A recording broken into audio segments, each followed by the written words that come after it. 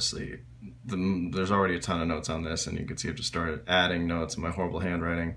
So yeah, this is why I want to come to class, because there's a lot going on here at once.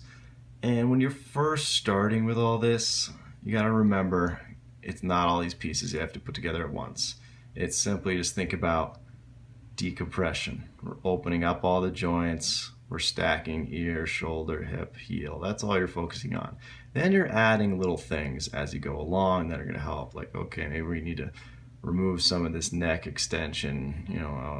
I notice you have a problem. Those suboccipitals very tight, pulling your head back. You can even see that my head's tilted back a little bit. It's not quite lined up with the ear as it should be. And this is an exaggeration of a normal posture. The hips are coming back a little bit more than we would normally see in a normal stance, because most people, their hips are forward and we're not putting our weight on our femur. So we're just exaggerating that. We're excessively hinging at the hips, excessively externally rotating the shoulders just to counteract these issues. But remember, you're just adding these pieces as you go. Just think, hey, am I getting taller when I'm doing these stances, when I'm doing my decompression breathing, when I'm doing this founder exercise? Am I lengthening? That's where it's most important. Limit bending at the spine, focus on lengthening. Then add little things. Next thing we're going to add is grabbing the feet. Pronation is that big toe grabbing. You're actually creating more of a lateral arch in the foot, raising up that lateral arch. And that has to do a lot with this squeezing of the inner thighs, the gracilis muscle, the iliopsoas, the hip flexor. They're all helping not only unlock this area, but also squeeze those inner thighs. And that's taking that femur bone and it's internally rotating it, fighting against that tight piriformis that most of us have on one side or both sides. Very unstable sacroiliac joints, inflammation in the L4, L5 area. That inflammation, that's a chronic injury usually that most people have. It's just their weight's there, they're extending at the spine, there's compression that's just pushing those hips forward. Tight hamstrings. Why? Because we sit, and then when we do walk, we're walking from our hamstrings and not from our hip flexors. And part of that has to do with the feet. Everything goes back to the foundation. The pelvis and the feet are your foundation. Once you get these strong and right, you'll notice that suboccipital issues, neck issues, headaches, and spinal compression issues will start to be eliminated naturally because your foundation is right. A lot of people notice, like later in life, they'll shift into this old man posture because you've just destroyed this sacroiliac joint area, and now you have to get the pressure off it. You've had pressure on there all your life, and you have to switch. So you go from, and then the spine really rounds then, and gravity really takes over and presses you down. And a lot of people think like that's the issue right now. We got to fix the neck, but for now, most people are focusing grabbing the ground, using those weak arches that we have. We're always supporting the arches, but are we ever strengthening them? That's the issue. So doing these exercises, getting barefoot every once in a while, grabbing that ground. You can do the same thing in your shoes, you'll notice, when you're walking. And that's why I always say, rule number 10, last video, walk, and walk functionally. Grab that ground, move from your hips, really pay attention to that stuff. And that's why it's important.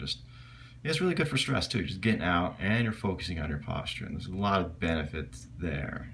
Stress, why? Because stress mechanically, stress mentally, is the double entendre of removing that stress. So once we get this form, raising those arms should be really tough here. A lot of people want to round to get those arms up. So keep yourself lengthened. And I even hinge back a little bit more. So I got a little fatter in this picture. No, the hips are going back a little bit more as the arms are coming up, and then you're just exaggerating that even more. You should really feel that hamstring tension. More the hip flexor, I always say the yin yang thing, that's another one. Hip flexor, hamstring are going to fight against each other. It's like when you flex your bicep, tricep has to, relax. It has to come to a stretch position to allow that bicep to curl. So there's this synergy between the two. Same with the hamstring. So if the hamstring is always dominant, it's going to inhibit the hip flexor. It's not going to be able to do its job as it should. And your body's always going to want to be comfortable. So it's not going to want to fight against something that's hypertonic and tight, just the other day, I had a conversation about what feels tight to you is not always tight. There's this word called taut. It's like a rubber band that's overstretched. And that's going to feel tight, but stretching it is obviously the last thing you want to do. You don't want to take a stretched rubber band and, oh, I'm going to stretch it more. Snap, okay? So we have these sprained, overstretched muscles that feel tight to us. So don't always go by pain. And that's something you'll hear me say with foam rolling. I've always foam rolled the area that hurts. That's the area where you get a lot of big pops, but that's not always the best area to be hitting it.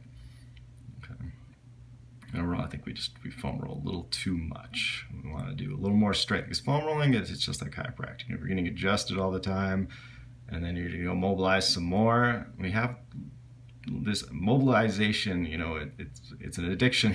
It really is, because it feels great. But the restrictions just come right back because we don't have the stability. We need to retrain our muscles that decompress us, that are going to open up everything, and fight against the big hip restricted area. So helping rebalance the shoulder. The only thing that are moving here are the ball socket joints, shoulders and hips. And that comes back to this problem. Getting rid of that internal rotation of the shoulders, the tight pecs, the upper traps. We're fighting against all that, and then the hips here. And you'll notice that when both of these are really locked in, that spine is compressed. So when we fight against them, we go the opposite direction. The spine will naturally lengthen, almost like you're squeezing a tube of toothpaste. The spine's just going to, oh, now I'm allowed to do my job, okay? Because before it's doing the job of the shoulders. The shoulder can't raise high because it's getting locked in the socket, so the spine's like, oh, I gotta bend just a little bit, it's gotta round just a little bit, it can help you get those arms up. So now we're like, hell no, that's not happening, we're staying straight. Now I raise those arms, now it feels like you're lifting 50 pounds up into the air. It's like, wow, that's different. Watch your elbows, watch your knees, they should never be locked out.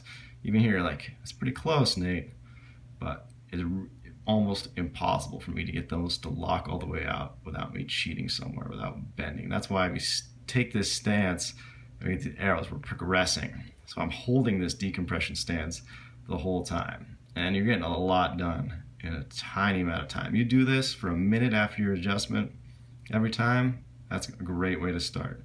And then come into class, retrain your body how to move, and then you're naturally going to take these movements. You're naturally using your hip flexors more and your neck flexors more. You'll be more upright naturally, and that's going to feel more comfortable to you than being in a constant compressed state. All right, that was a lot, so keep it simple. Add things as you go.